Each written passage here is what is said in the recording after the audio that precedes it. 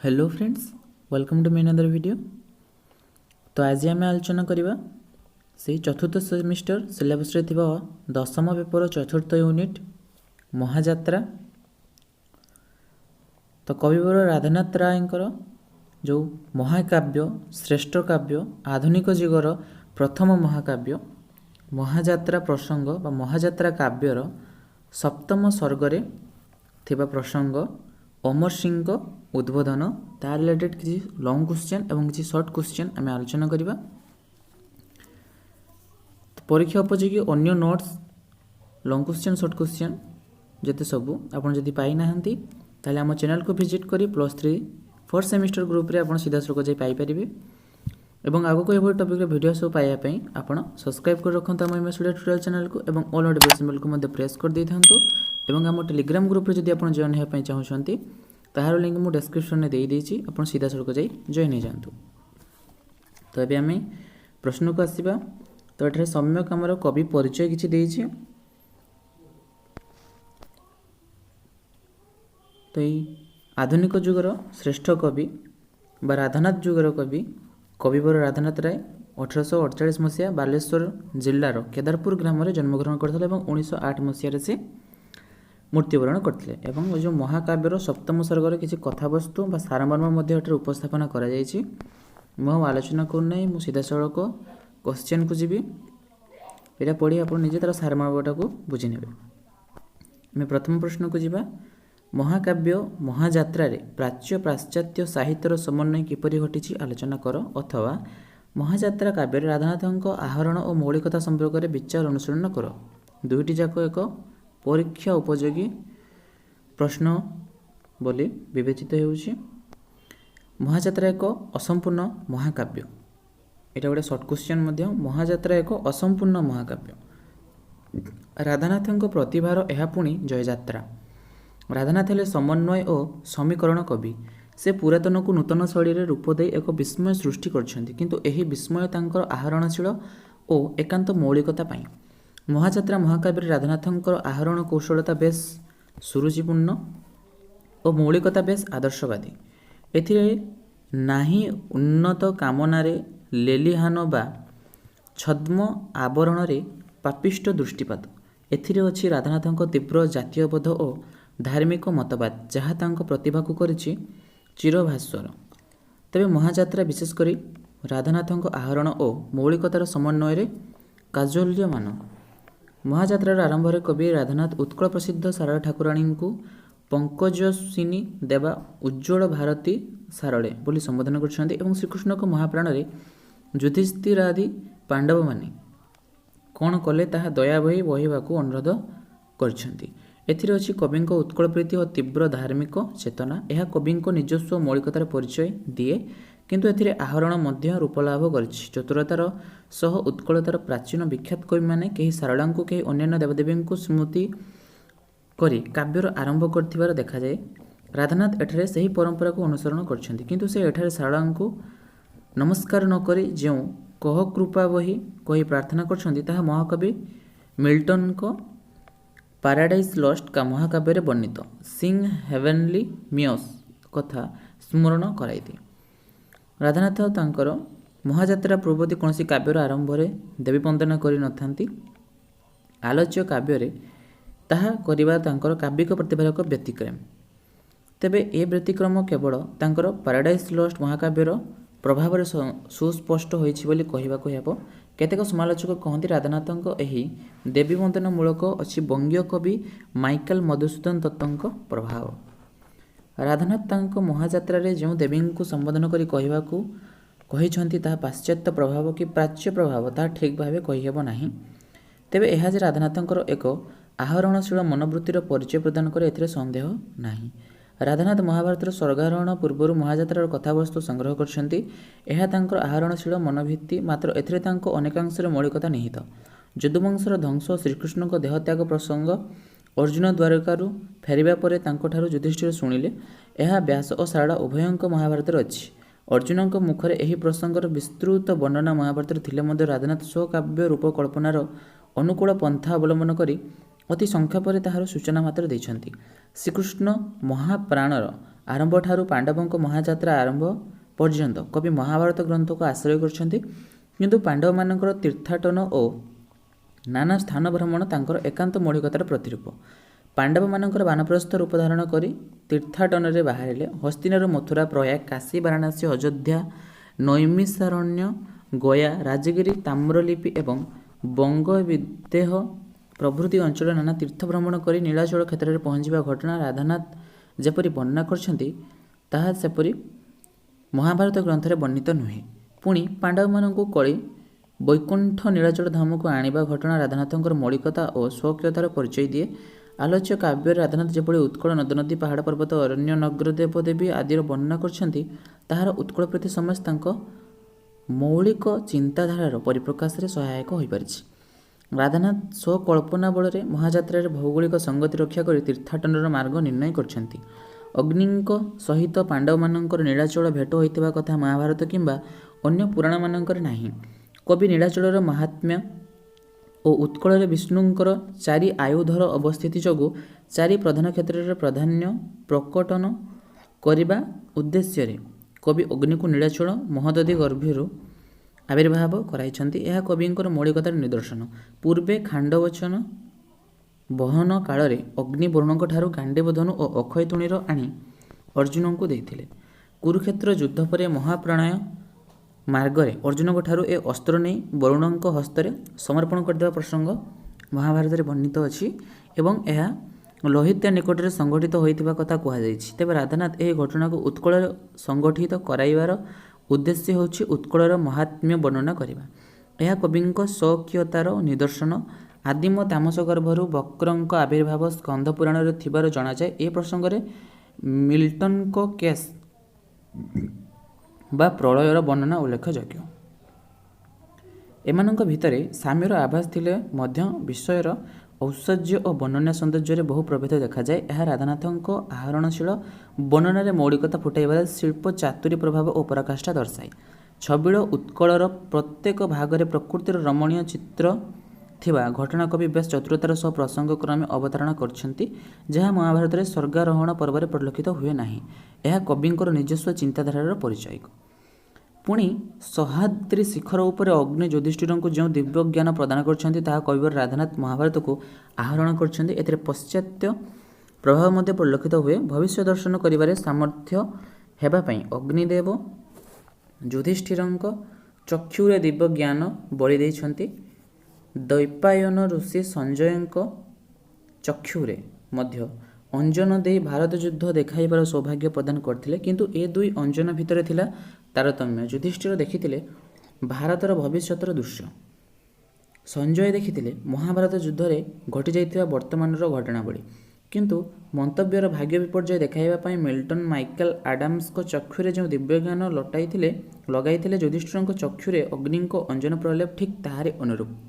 ତେବେ ରାଧାନାଥ ଏଠାରେ ଯେ ପ୍ରାଚ୍ୟ ପାଶ୍ଚାତ୍ୟ ଉଭୟ ସାହିତ୍ୟରୁ ଆହରଣ କରିଛନ୍ତି, ଏକଥା ଅସ୍ୱୀକାର କରିହେବ ନାହିଁ। କବିଙ୍କର ମୌଳିକତା ତାଙ୍କ ଆହରଣଶୀଳ ପରାକାଷ୍ଠାର ଯଥେଷ୍ଟ ଉଚ୍ଚରେ। ଭାରତର ଭାଗ୍ୟପଟ ଦର୍ଶନ ଆଳରେ ଭାରତର ଧର୍ମ ଓ ସମାଜର ବିଶୃଙ୍ଖଳା ଚିତ୍ର କରିଛନ୍ତି କବିବର ରାଧାନାଥ ରାୟ ଆଲୋଚ୍ୟ କାବ୍ୟରେ। ଏଥିରେ ତାଙ୍କର ଉଗ୍ର ଜାତୀୟତା ଓ ସଂସ୍କାର ଲିପ୍ସୁ ପ୍ରାଣ ଜାଗ୍ରତ ହୋଇ ଉଠିଛି। ଏ ଜାତିର ମଧୁମୟ ଅତୀତ ଓ ବର୍ତ୍ତମାନ ଭିତରେ ସେ ମ୍ରିୟମାଣ ହୋଇ ଉଠିଛି। ସେ ଆଲୋଚ୍ୟ କାବ୍ୟରେ ବିଶେଷ କରି ବ୍ରାହ୍ମଣ କ୍ଷତ୍ରିୟ ଜାତିର ଶୋଚନୀୟ କାର୍ଯ୍ୟକଳାପକୁ ଆର୍ଯ୍ୟ ଜାତିର ପତନ ପାଇଁ ଦାୟୀ କରିଛନ୍ତି। ରାଧାନାଥଙ୍କ ମହାଯାତ୍ରାରେ କଳି ଆଗମନର ଦୃଶ୍ୟ ବେଶ ଚିତ୍ତାକର୍ଷକ। ଯେକୌଣସି ସହୃଦୟ ପାଠକ ଚକ୍ଷୁରେ ଏହା ନାଟକୀୟ ଭାବରେ ଅବତାରଣା କରେ। କଳି ତାର ଅନୁଚର ବର୍ଗମାନଙ୍କର ସହ ଆସିବାର ଦୃଶ୍ୟ ଯଦିଓ ମହାଭାରତରେ ବର୍ଣ୍ଣିତ, ତେବେ ତାହା ରାଧାନାଥଙ୍କ ବର୍ଣ୍ଣନାଶୈଳୀରେ ବିଚିତ୍ର ରୂପ ଲାଭ କରିଛି।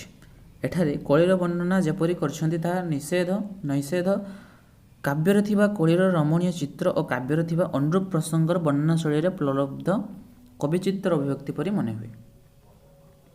ପୁଣି ରାଧାନାଥଙ୍କ ମହାଯାତ୍ରାରେ ବର୍ଣ୍ଣିତ ଦେବସତ୍ତା ଚିରାଚରିତ ପୁରାଣ ବର୍ଣ୍ଣିତ ଦେବସତ୍ତା ଠାରୁ କେତେକାଂଶରେ ଭିନ୍ନ ପରି ବୋଧହୁଏ।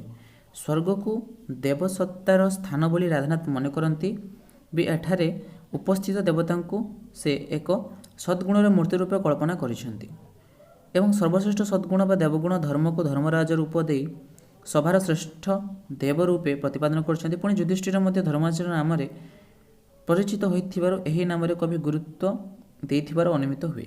ତେବେ ଏଠାରେ ରାଧାନାଥଙ୍କ ମୌଳିକତାର ସ୍ପଷ୍ଟ ଭାଷ ପରିଲକ୍ଷିତ ହୁଏ। କଳି ପ୍ରଭାବରେ ଆର୍ଯ୍ୟ ସମାଜର ଅଧଃପତନ ଚିତ୍ର ପାଇଁ କବି ମୁଖ୍ୟତଃ ବ୍ରାହ୍ମଣ କ୍ଷତ୍ରିୟମାନଙ୍କୁ ଦାୟୀ କରିଛନ୍ତି। ଏମାନଙ୍କର ଯେଉଁ ଚିତ୍ର କବି ପ୍ରଦାନ କରିଛନ୍ତି ତାହା ରାଧାନାଥଙ୍କ ସମସାମୟିକ ସମାଜର ଚିତ୍ର। ଅତଏବ ଏଭଳି ବର୍ଣ୍ଣନା ମହାଭାରତର ସ୍ୱୀକୃତ ନୁହେଁ, ଏହା କବିଙ୍କ ନିଜସ୍ୱ ଚିନ୍ତାଧାରାର ପୁଷ୍ଫଳ ପରିପ୍ରକାଶ ମାତ୍ର। ବୌଦ୍ଧ ଧର୍ମ ଆବିର୍ଭାବ ଓ ବ୍ରାହ୍ମଣ ଧର୍ମ କବଳିତ ହୋଇ ଏହାର ବିଲୟ ଜନିତ ରାଧାନାଥଙ୍କ ସ୍ୱକୀୟ କାବ୍ୟ ପ୍ରତିଭା ସମ୍ପର୍କରେ ଧାରଣା ଦିଏ। ଏତଦ୍‌ବ୍ୟତୀତ କବି ଚତୁରତାର ସହ ମୟୂରଭଞ୍ଜର ରାଜା ଶ୍ରୀରାମଚନ୍ଦ୍ର ଭଞ୍ଜଦେବ ଓ ବାମଣ୍ଡାଧିପତି ଷୋଡ଼ଦେବ ଓ ତାଙ୍କ ପୁତ୍ର ସଚ୍ଚିଦାନନ୍ଦ ଦେବଙ୍କ ବିଶେଷ ଗୁଣକୀର୍ତ୍ତନ କରିଛନ୍ତି। ଏପରି ବର୍ଣ୍ଣନା କାବ୍ୟର ବର୍ଣ୍ଣନାରେ ବ୍ୟାହତ ସୃଷ୍ଟି ନ କଲେ ବି ଅନାବଶ୍ୟକ ଏବଂ ଏହାର ରାଧାନାଥଙ୍କ ଉଭୟ ରାଜାଙ୍କ ପ୍ରତି ଅତିମାତ୍ରିକ ଭକ୍ତିର ପରିଚୟ ପ୍ରଦାନ କରିଥାଏ। ଏହା କବିଙ୍କ ନିଜସ୍ୱ ବର୍ଣ୍ଣନା। ଏଥିରେ ବାସ୍ତବତା ଥିବାରୁ କୌଣସି ଆହରଣ କଥା ଏଠାରେ କଳ୍ପନା କରାଯାଇ ନପାରେ। ମହାଯାତ୍ରାରେ କବି ନିଜ ମୌଳିକତାର ପରିଚୟ ଦେବାକୁ ଯାଇ ଯୁଧିଷ୍ଠିରଙ୍କ କଳି ଆଗମନର ଦୃଶ୍ୟ ପ୍ରସଙ୍ଗରେ ଭାରତରୁ ଐତିହାସିକ ଚିତ୍ର ପ୍ରଦାନ କରିଛନ୍ତି, ଯାହା ମହାଭାରତର ସମତୀର୍ଥ ନୁହେଁ। ଏହା କବିଙ୍କ ସ୍ୱକୀୟ କୀର୍ତ୍ତି ଓ ଜାତିପ୍ରୀତିର ଚରମ ନିଦର୍ଶନ। ଖ୍ରୀଷ୍ଟପୂର୍ବ 1191ରେ ତୀରରେ ଯୁଦ୍ଧର ପ୍ରସଙ୍ଗ ବର୍ଣ୍ଣନାରେ କବି ଇତିହାସ ସମର୍ଥିତ ପାତ୍ରପାତ୍ରୀଙ୍କୁ ଆବିର୍ଭାବ କରାଇଛନ୍ତି ଏବଂ ସେମାନଙ୍କ କ୍ରିୟାକଳାପ ଇତିହାସ ସମର୍ଥିତ ଚରିତ୍ର ସଙ୍ଗେ ମେଳ ରହିଛି। ପୃଥ୍ୱୀରାଜ, ଜୟଚନ୍ଦ୍ର, ସଂଯୁକ୍ତା, ଅମର୍ଷି ଏମାନେ ଇତିହାସର ଚରିତ୍ର, କିନ୍ତୁ ଇତିହାସରେ ବିଦେଶୀ ଯବନର ଅର୍ଥ ମହମ୍ମଦ ଘୋରୀଙ୍କ ସୈନ୍ୟ ସାମନ୍ତକୁ ବୁଝାଏ। ଭାରତର ସ୍ୱାଧୀନତା ଲାଭ ପରେ କାରଣ ସ୍ୱରୂପ କବି ଜୟଚନ୍ଦ୍ର ଓ ତାଙ୍କ ମିତ୍ରବର୍ଗଙ୍କୁ ହିଁ ଦାୟୀ କରିଛନ୍ତି। ତେବେ ରାଧାନାଥଙ୍କ ପ୍ରସଙ୍ଗ ଏଠାରେ ବ୍ୟାହତ ହୋଇନାହିଁ। ଯୁଧିଷ୍ଠିରଙ୍କୁ ଭାରତର ଭବିଷ୍ୟତ ଦର୍ଶନ କରାଇବା ଆଳରେ ନିଜର ପୁଞ୍ଜୀଭୂତ ଅଭିମାନ ଓ ଏ ଜାତିର ଆତ୍ମଘାତୀ କଥାକୁ ରସକଷାୟିତ ଲେଖନୀ ମୁନରେ କବି ଯେଭଳି ବର୍ଣ୍ଣନା କରିଛନ୍ତି, ତାହା ତାଙ୍କ ଅପୂର୍ବ ବର୍ଣ୍ଣନା ପାଟବର ପରିଚୟ ପ୍ରଦାନ କରିବାକୁ ସକ୍ଷମ ହୋଇପାରିଛି। ଏହି ବର୍ଣ୍ଣନା କବିଙ୍କର ଏକାନ୍ତ ନିଜସ୍ୱ। ଏଠାରେ କୌଣସି ପ୍ରଭାବର ପ୍ରତୀକ୍ଷାକୁ ସ୍ୱୀକାର କରାଯାଇ ନପାରେ। ତେବେ ରାଧାନାଥଙ୍କ ମହାଯାତ୍ରା ତାଙ୍କର ଅପୂର୍ବ ଦେଶପ୍ରୀତି ଆକର୍ଷିତ ଉତ୍କଳ ଭାବ ସୃଷ୍ଟି କରିବାକୁ ଯାଇ ଯେଭଳି ବର୍ଣ୍ଣନା ପାଠକର ପରିଚୟ ପ୍ରଦାନ କରିଛି, ତାହା ପ୍ରସଙ୍ଗଚ୍ୟୁତ ନ ହୋଇ ବାସ୍ତବିକ ପ୍ରସଙ୍ଗଧର୍ମୀ ହୋଇଛି। ମହାଯାତ୍ରାର ଆହରଣ କବିଙ୍କ ମୌଳିକତା ଠାରୁ କୌଣସି ଗୁଣରେ ପ୍ରଭାବଶାଳୀ ବୋଲି କୁହାଯାଇ ପାରିବ ନାହିଁ, ବରଂ କୁହାଯାଇପାରେ ଯେ ଆହରଣ ଓ ମୌଳିକତାର ସମ୍ମିଶ୍ରଣରେ କବିବର ରାଧାନାଥ ମହାଯାତ୍ରା ପରି ଅପୂର୍ବ କାବ୍ୟ କୋଣାର୍କ ନିର୍ମାଣ କରିବାକୁ କ୍ଷମଶାଳୀ ହୋଇପାରିଛନ୍ତି, ଯାହାକୁ କି ତାଙ୍କ କବି ପ୍ରତିଭାର ଜୟଯାତ୍ରା ନାମରେ ମଧ୍ୟ ନାମିତ କରାଯାଇପାରେ। ଏବେ ଆମେ ଆଲୋଚନା କରିବା ପରବର୍ତ୍ତୀ ପ୍ରଶ୍ନ। ରାଧାନାଥଙ୍କ କବି ପ୍ରତିଭାକୁ ମହାଯାତ୍ରା ମହାକାବ୍ୟ ଅବଲମ୍ବନରେ ବିଚାର କର, ଅଥବା ମହାଯାତ୍ରା ରାଧାନାଥ କବି ପ୍ରତିଭାର ଜୟଯାତ୍ରା, ଏହି ଉକ୍ତିର ଯଥାର୍ଥତା ପ୍ରତିପାଦନ କର। ରାଧାନାଥ ପ୍ରତିଭା ଶେଷ ଜୟଯାତ୍ରା ହେଉଛି ମହାଯାତ୍ରା କାବ୍ୟ। ଏହା ଏକ ଅସମ୍ପୂର୍ଣ୍ଣ ମହାକାବ୍ୟ ହେଲେ ମଧ୍ୟ କବି ପ୍ରତିଭାର ଏହା ଉଜ୍ଜ୍ୱଳ ଆଲେଖ୍ୟ। ନନ୍ଦିକେଶ୍ୱରୀ, ପାର୍ବତୀ ଆଦି କାବ୍ୟ ଦେଖି ରାଧାନାଥ ଯେଭଳି ନିନ୍ଦିତ ହୋଇଥିଲେ, ସେଭଳି ନିନ୍ଦାରୁ ନିସ୍ତାର ପାଇବା ପାଇଁ ତାଙ୍କର ସମସ୍ତ ପ୍ରତିଭାକୁ ସେ ନିୟୋଜିତ କରିଛନ୍ତି ଆଲୋଚ୍ୟ କାବ୍ୟରେ। ମହାଯାତ୍ରା କାବ୍ୟ କେବଳ ଯେ ପାଣ୍ଡବମାନଙ୍କର ମହାଯାତ୍ରା ପୁଣି ରଚିତ ତାହା ନୁହେଁ, ପାଣ୍ଡବମାନଙ୍କ ମହାଯାତ୍ରା ଆଲୋଚ୍ୟ କାବ୍ୟରୁ ଏକ ଅବଲମ୍ବନ ମାତ୍ର। ପ୍ରକୃତରେ ଦେଖିବାକୁ ଗଲେ ରାଧାନାଥ ଏଥିରେ ଧାର୍ମିକତାର ମହାଯାତ୍ରା, ବର୍ଣ୍ଣାଶ୍ରମ ଧର୍ମର ମହାଯାତ୍ରା, ବୌଦ୍ଧଧର୍ମ ମହାଯାତ୍ରା, ପାରିବାରିକ ଏକତ୍ୱର ମହାଯାତ୍ରା, ବୀରତ୍ୱର ମହାଯାତ୍ରା, ଜାତୀୟତାର ମହାଯାତ୍ରା, ସ୍ୱାଧୀନତାର ମହାଯାତ୍ରାରେ ନିଜ କବି ପ୍ରତିଭାର ଜୟଯାତ୍ରା ଜନିତ ପଦଧ୍ୱନି ଶୁଣାଇଛନ୍ତି। ଏହି ପରିପ୍ରେକ୍ଷୀରେ ଉପରୋକ୍ତ ପ୍ରସଙ୍ଗଗୁଡ଼ିକର ଆଲୋଚନା ଏକାନ୍ତ ସଙ୍ଗତିପୂର୍ଣ୍ଣ। ପ୍ରଥମେ ଦେଖିବା ପାଣ୍ଡବଙ୍କ ମହାଯାତ୍ରା। ମୂଳ ମହାଭାରତର ଯାନ ପର୍ବରେ ପାଣ୍ଡବମାନଙ୍କର ଦେହତ୍ୟାଗ ବର୍ଣ୍ଣିତ ହୋଇଅଛି। ହିମାଳୟର ପାଦଦେଶରେ ପଞ୍ଚପାଣ୍ଡବ ଦ୍ରୌପଦୀଙ୍କ ସହ ଉପସ୍ଥିତ ହେବା ପରେ ମେରୁ ପର୍ବତମୁଖୀ ଗମନ କଲେ। ଏହି ଗମନ ପଥରେ ଦ୍ରୌପଦୀ ପରେ ଭୀମ ଏବଂ ତାପରେ ଯୁଧିଷ୍ଠିରଙ୍କ ବ୍ୟତୀତ ଅନ୍ୟ ପାଣ୍ଡବମାନେ ଦେହତ୍ୟାଗ କଲେ। ଯୁଧିଷ୍ଠିର ଶେଷରେ ସ୍ୱଦେହେ କେବଳ ସ୍ୱର୍ଗକୁ ଯାଇ ପାରିଥିଲେ। କଥା ଅଛି, ପାଣ୍ଡବ ଗୋଷ୍ଠୀର ଅନ୍ୟମାନଙ୍କୁ ଛାଡ଼ି ଯୁଧିଷ୍ଠିର ସ୍ୱଦେହରେ ସ୍ୱର୍ଗଯାତ୍ରା କରିବାକୁ ଇଚ୍ଛା ପ୍ରକାଶ କରିନଥିଲେ। ମାତ୍ର ଇନ୍ଦ୍ର ତାଙ୍କୁ କହିଲେ ଯେ ତାଙ୍କ ଆଗରୁ ତାଙ୍କର ଭାଇ ଓ ଦ୍ରୌପଦୀ ସ୍ୱର୍ଗରେ ସ୍ୱଚ୍ଛନ୍ଦରେ ବିହାର କରୁଛନ୍ତି। ଏହାପରେ ଯୁଧିଷ୍ଠିର ସ୍ୱଦେହରେ ସ୍ୱର୍ଗଯାତ୍ରା କରିଥିଲେ। କବିବର ରାଧାନାଥ ମହାଭାରତର ଏହି ଅଂଶର ଅବଲମ୍ବନରେ ଲେଖିଛନ୍ତି ମହାଯାତ୍ରା ମହାକାବ୍ୟ। ମୂଳ ମହାଭାରତର ଯାନ ପର୍ବର କେତେକ ଅଂଶକୁ ସଂସ୍ପର୍ଶଣ କରି ମହାଯାତ୍ରାର ପ୍ରଥମ ତିନୋଟି ସ୍ୱର୍ଗ ସେ ରଚନା କରିଛନ୍ତି। ତୃତୀୟ ସ୍ୱର୍ଗ ଶେଷରେ ବର୍ଣ୍ଣିତ ଅଛି ଯେ ଅଗ୍ନିଦେବ ଓ ଯୁଧିଷ୍ଠିର ସହ୍ୟାଦ୍ରି ଶିଖରରେ ଉପବିଷ୍ଟ ହୋଇ କଳି ଆଗମନର ଦୃଶ୍ୟ ଲକ୍ଷ୍ୟ କରିଛନ୍ତି। ଏତିକିରେ ପାଣ୍ଡବମାନଙ୍କର ମହାଯାତ୍ରା ପ୍ରାୟତଃ ଶେଷ କହିଲେ ଅତ୍ୟୁକ୍ତି ହେବ ନାହିଁ। ଏହାପରେ ରାଧାନାଥଙ୍କ ଲେଖନୀ ଏକ ଭିନ୍ନ ମୋଡ଼ ନେଇଛି। କଳି ଆଗମନର ଚିତ୍ର ଭିତରେ ସେ ଦେଖାଇଛନ୍ତି ଭାରତୀୟ ସ୍ୱାଧୀନତାର ମହାଯାତ୍ରା, ଧାର୍ମିକତାର ମହାଯାତ୍ରା, ପାରିବାରିକ ଏକତ୍ୱର ମହାଯାତ୍ରା। ଏହା ରାଧାନାଥଙ୍କ ଏକ କାବ୍ୟିକ କୌଶଳ, ଯେଉଁଥିରେ ସେ ନିଜର ଅତୀତ ସମସ୍ତ ନିନ୍ଦାର ମହାଯାତ୍ରା କରାଇବାକୁ ଚେଷ୍ଟା କରିଛନ୍ତି। ଏହାପରେ ଆମେ ଦେଖିବା ଧାର୍ମିକତାର ମହାଯାତ୍ରା। ଅଧ୍ୟାପକ ଗୌରୀ କୁମାର ବ୍ରହ୍ମାଙ୍କ ମତରେ ପାଣ୍ଡବମାନଙ୍କର ମହାପ୍ରଣୟ ପରେ ପରେ ଧରାପୃଷ୍ଠରେ କଳିର ଆଗମନ। କଳିଯୁଗ ଧର୍ମର ଯୁଗ ନୁହେଁ। ପୁରାଣରେ ବର୍ଣ୍ଣିତ ଅଛି ଯେ ସତ୍ୟରେ ଧର୍ମ 4 ପା, ନେତ୍ରାରେ 3 ପା, ଦ୍ୱାପରରେ 2 ପା ଓ କଳିରେ ପାଏ ମାତ୍ର ରହେ। ପୁଣି କଳିଯୁଗର ଭେଟ ମଧ୍ୟରେ ମାକାଳି ଆବିର୍ଭୂତ ହେଲେ ଧର୍ମ ଅତ୍ୟନ୍ତ ସଙ୍କୁଚିତ ହୋଇପଡ଼େ। ଏଥିରେ ଧର୍ମ ତପସ୍ୟା, ପୃଥ୍ୱୀର ଉତ୍ପାଦିକା ଶକ୍ତି, ଲୋକଚରିତ୍ରର ଉତ୍କର୍ଷ, ରାଜାମାନଙ୍କର ପ୍ରକୃତିରଞ୍ଜନ ପ୍ରକୃତିର ଅଧୋପତନ ନିର୍ଦ୍ଦେଶିତ ହୋଇଅଛି। ମହାଯାତ୍ରାର ପ୍ରଥମ 3ଟି ସ୍ୱର୍ଗରେ ପାଣ୍ଡବମାନଙ୍କର ମହାଯାତ୍ରାର ଆଭାସ ଦେଇ କବି ଚତୁର୍ଥ ସ୍ୱର୍ଗର ସତ୍ୟ, ନ୍ୟାୟ, ତପ, କ୍ଷମା ପ୍ରଭୃତି ଦେବସୁଲଭ ଗୁଣାବଳୀର ତିରୋଧାନ କଥା ବର୍ଣ୍ଣନା କରିଛନ୍ତି। ଅନ୍ୟ ଭାବରେ କହିଲେ ସତ୍ୟଯୁଗ ତୁଳନାରେ ଦ୍ୱାପର ଯୁଗରେ ଯଦିଓ ଧର୍ମର ଭିତ୍ତିରୂପକ ଏହି ମହନୀୟ ଗୁଣାବଳୀ ସଙ୍କୁଚିତ ହୋଇଯାଇଥିଲା, ତଥାପି ସ୍ଥଳ ବିଶେଷରେ ଏଗୁଡ଼ିକର ପୂର୍ଣ୍ଣ ପ୍ରକାଶ ମଧ୍ୟ ଘଟିଥିଲା। କୌରବମାନଙ୍କ ଠାରେ କିମ୍ବା ସମସ୍ତ ପାଣ୍ଡବମାନଙ୍କ ଠାରେ ଯଦିଓ ଏହି ସବୁ ଗୁଣର ବ୍ୟାପକ ସ୍ଫୂର୍ତ୍ତି ଘଟିନଥିଲା, ତଥାପି ଯୁଧିଷ୍ଠିରଙ୍କ ଠାରେ ଏସବୁ ଥିଲା ପୁଞ୍ଜୀଭୂତ। କିନ୍ତୁ ତାଙ୍କ ମହାଯାତ୍ରା ସମୟ ଯେତେବେଳେ ଉପଗତ ହେଲା, ଏହି ସମସ୍ତ ଧାର୍ମିକ ଗୁଣାବଳୀ ମାଧ୍ୟମରେ ନିଜ ନିଜର ଅସ୍ତିତ୍ୱ ରକ୍ଷା କରିବାକୁ ଆଉ ସମର୍ଥ ହେଲେ ନାହିଁ। ତେଣୁ ସେମାନଙ୍କର ହେଲା ମହାଯାତ୍ରା। ତହିଁ ସଙ୍ଗେ ସଙ୍ଗେ ପାଣ୍ଡବାଦୀଙ୍କୁ ଊଣା ଅଧିକ ପରିମାଣରେ ଆଶ୍ରୟ କରି ଯେଉଁ ଗୁଣାବଳୀ ଥିଲେ, ସେ ସମସ୍ତଙ୍କର ତିରୋଧାନ ଘଟିବାରୁ କଳିର ଅନୁଚର ବୃନ୍ଦ ମହାବେଗରେ ପୃଥିବୀ ଗ୍ରାସ କରିବାକୁ ଉଦ୍ୟତ ହେଲେ। କାମ, କ୍ରୋଧ, ମୋହ, ମଦ ପ୍ରଭୃତି ହେଉଛନ୍ତି କଳିର ଅନୁଚର। ଗୀତା ଦିଗ୍ଗ୍ରନ୍ଥରେ ସତ୍ୟ, କ୍ଷମା ପ୍ରଭୃତିର ଗୌରବ ଯେପରି ଉଦ୍ଘୋଷିତ, କାମ କ୍ରୋଧାଦିର ଅପକର୍ଷ ସେହିପରି ପ୍ରତିପାଦିତ। ତେଣୁ କବିବର ରାଧାନାଥ କାବ୍ୟର ଚତୁର୍ଥ ସ୍ୱର୍ଗରେ ଭାରତର ଚିରବନ୍ଦ୍ୟ ମହନୀୟ ଗୁଣାବଳୀର ସଙ୍କୋଚନ ଘଟିବାର ସୂଚନା ଦେଇଥିଲେ। ଭାରତରେ ଧାର୍ମିକତା ଓ ଜିତେନ୍ଦ୍ରିୟତାର ମୃତ୍ୟୁ କିପରି ଘଟିଲା ତାହାର ବର୍ଣ୍ଣନା କରିଛନ୍ତି। ଯଥାର୍ଥରେ ଏହି ଧାର୍ମିକତାର ମୃତ୍ୟୁ ହିଁ ପ୍ରାଚୀନ ଭାରତୀୟତାର ମୃତ୍ୟୁ। ତେବେ ରାଧାନାଥଙ୍କ ପ୍ରତିଭାର ଆଲୋଚ୍ୟ ପର୍ଯ୍ୟାୟଟି ଏହି ଦୃଷ୍ଟିରୁ ଜୟଯାତ୍ରା ଯେ ଏଭଳି ବର୍ଣ୍ଣନା ରାଧାନାଥର ଅନ୍ୟାନ୍ୟ ସାହିତ୍ୟ କୃତି ମଧ୍ୟରେ ଦୃଷ୍ଟିଗୋଚର ହୁଏ ନାହିଁ। ପୁଣି ବାସ୍ତବ ଜଗତର ପ୍ରକୃତି ଏଥିରେ ହୋଇଛି ଅନୁରଣିତ ଏବଂ ନିଜ ନିନ୍ଦିତ ଜୀବନ ପ୍ରତି ରାଧାନାଥଙ୍କ ଧାର୍ମିକ ଚିନ୍ତାର ଆଶ୍ୱାସନାରେ ଆଲୋଚ୍ୟ ପର୍ଯ୍ୟାୟଟି ରୁଦ୍ଧିମନ୍ତ। ତେଣୁ ଏହା ରାଧାନାଥଙ୍କ କବି ପ୍ରତିଭାର ଜୟଯାତ୍ରା। ବର୍ଣ୍ଣାଶ୍ରମ ଧର୍ମର ମହାଯାତ୍ରା ଏବେ ଆମେ ଦେଖିବା। ମହାଯାତ୍ରା ମହାକାବ୍ୟ ରାଧାନାଥ ବର୍ଣ୍ଣାଶ୍ରମ ଧର୍ମ ବା ଭାରତୀୟ ସାମାଜିକତାର ମହନୀୟତା କିଭଳି ବିଲୟ ଭଳିଛି ତାହା ଦର୍ଶାଇଛନ୍ତି। ଏହା ସମ୍ପର୍କରେ ଅଧ୍ୟାପକ ଗୌରୀକୁମାର ବ୍ରହ୍ମା ଲେଖିଛନ୍ତି, ଭାରତୀୟ ଧର୍ମ ଓ ସଭ୍ୟତାର ଭିତ୍ତିଭୂମି ଥିଲା ଚାତୁର୍ବର୍ଣ୍ଣ୍ୟ ଅବସ୍ଥା ଓ ଆଶ୍ରମ ଧର୍ମ। ଆଶ୍ରମ ଧର୍ମରେ ବ୍ରହ୍ମଚର୍ଯ୍ୟାଦି ଆଶ୍ରମ ଚତୁଷ୍ଠବଧ୍ୟ। ଏ ସମ୍ପର୍କରେ ମଧ୍ୟ ଉଦାହରଣ ଦେଇ ବର୍ଣ୍ଣନା କରାଯାଇଛି। ଆପଣ ଯଦି ଦେଖିପାରୁଥିବେ, ବହୁତ ଗୁଡ଼ିଏ ଉଦାହରଣ ଦିଆଯାଇଛି କିପରି ତାଙ୍କ ଆଶ୍ରମର ଚାତୁର୍ଯ୍ୟପୂର୍ଣ୍ଣ ବା ଧର୍ମ ଉପନିବିଷ୍ଟ ହୋଇଥିଲା। ତ ଅଧ୍ୟାପକ ଗୌରୀକୁମାର ବ୍ରହ୍ମା ପୁନଃ ଲେଖିଛନ୍ତି ଯେ ଜାଣି କଥା ବେଦ ସ୍ଥୂଳତଃ 2 ଭାଗରେ ବିଭକ୍ତ। ଗୋଟେ ଜ୍ଞାନକାଣ୍ଡ ଓ ଗୋଟେ କର୍ମକାଣ୍ଡ ହେଉଛି ଜ୍ଞାନକାଣ୍ଡର ସୋପାନ ସ୍ୱରୂପ। କିନ୍ତୁ କଳିଯୁଗରେ ବ୍ରାହ୍ମଣମାନେ ଜ୍ଞାନ କାଣ୍ଡର ମର୍ଯ୍ୟାଦା ବିସ୍ତୃତ ହୋଇ କେବଳ କର୍ମକାଣ୍ଡରେ ନିଜର ସମସ୍ତ ଶକ୍ତି ପର୍ଯ୍ୟବସ୍ଥିତ କରିବେ। ଫଳରେ ବର୍ଣ୍ଣ ବ୍ୟବସ୍ଥାର ଉଚ୍ଚତମ ସୋପାନରୁ ବିଶୃଙ୍ଖଳା ଆରମ୍ଭ ହୋଇ ଭାରତୀୟ ସମାଜରୁ ଅନ୍ୟ ସ୍ତରରୁ ସଂକ୍ରମିତ ଯିବ। ଏହା ହେଉଛି ଅଗ୍ନିଦେବଙ୍କ ଭକ୍ତିର ସାରମର୍ମ। ପୁଣି ଜାତୀୟ ଜୀବନର କ୍ରମ ପରିଣତିରେ ଏହା ହିଁ ଘଟିଥିଲା ବୋଲି ବହୁ ଐତିହାସିକଙ୍କ ମତ। ବାସ୍ତବରେ ଭାରତର ଅଧପତନ ଲାଗି ଚତୁର୍ବର୍ଣ୍ଣ ବ୍ୟବସ୍ଥା ଦାୟୀ ନୁହେଁ, କାରଣ ବର୍ଣ୍ଣ ବ୍ୟବସ୍ଥା ଅତ୍ୟନ୍ତ ବୈଜ୍ଞାନିକ। ଏବେ ମଧ୍ୟ ଦେଶର ଭାବୁକ, ଦେଶରକ୍ଷକ, ବ୍ୟବସାୟୀ, ଏ ଦେଶର ଶ୍ରମିକ ଏହିଭଳି ଭାବରେ ସମାଜରେ 4ଟି ସ୍ତର ବା ସୋପାନ ସ୍ୱୀକୃତ ହେଉଛି।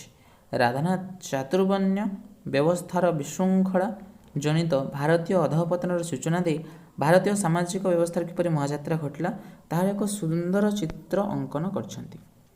ଅଧ୍ୟାପକ ବ୍ରହ୍ମା ଏଠାରେ ବର୍ଣ୍ଣାଶ୍ରମ ଧର୍ମର ମହାଯାତ୍ରା ସମ୍ପର୍କରେ କେବଳ ଉଲ୍ଲେଖ କରିଛନ୍ତି, କିନ୍ତୁ ଦେଖିବାକୁ ଗଲେ ଏହି ବର୍ଣ୍ଣନା ରାଧାନାଥ କବି ପ୍ରତିଭାର ଜୟଯାତ୍ରା।